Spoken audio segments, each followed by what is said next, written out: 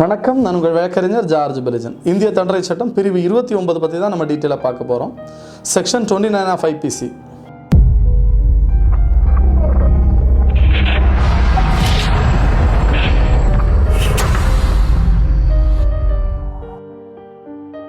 Section 29 of IPCயில் என்ன சொல்லியிருக்காங்கன்னா, ஆவணம் பற்றி சொல்லியிருக்காங்க. அதாவது டாக்குமெண்ட், நீதிமன்றத்தில் தாக்கல் பண்ணக்கூடிய ஒரு எழுத்து வடிவிலோ எண் வடிவிலோ குறிகள் வடிவிலோ இருக்கக்கூடிய ஒரு ஆவணம் என கருதப்படும் அப்படின்னு சொல்லியிருக்காங்க.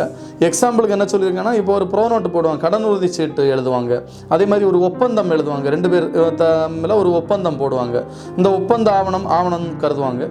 அதே மாதிரி கடன் பத்திரம், இந்த மாதிரிப்பட்ட பத்திரங்கள் ஆவணம் அப்படின்னு கருதுவாங்க. ஒரு விஷயத்த 2 பேருமா சேர்ந்து முடிவெடுத்து ஒரு ஆவணம் தயார் செய்து அதை நீதிமன்றத்தில் அதை டாக்குமெண்டாக மார்க் பண்ணி அப்படி போடக்கூடியதான் ஆவணம் அப்படிங்கிற ஒரு சொல்லுக்கான விளக்கம். இந்த விளக்கத்தை தான் செக்ஷன் 29 ஆஃப் IPCயில் சொல்லியிருக்காங்க. வீடியோ தொடர்ந்து பாருங்கள், வீடியோ முழுசாக பாருங்கள். IPC செக்ஷன் பற்றி நான் சொல்லக்கூடிய விளக்கத்தில் ஏதாவது உங்களுக்கு கமெண்ட்ஸ் இருந்ததுன்னா நீங்கள் கமெண்ட் பண்ணலாம். ஏதாவது சந்தேகங்கள் இருந்தாலும் நீங்கள் கமெண்ட் பண்ணலாம், கமெண்ட் பாக்ஸில் கமெண்ட் பண்ணலாம். உங்களுக்கான இப்போ சந்தேகங்கள் இல்லைன்னா நீங்கள் அதில் ஒரு சஜஷன் நீங்கள் சொன்னீங்கன்னா அதை கூட நீங்கள் கமெண்ட் பண்ணலாம். தொடர்ந்து வீடியோ பாருங்கள், வீடியோ முழுசாக பாருங்கள். நன்றி, வணக்கம்.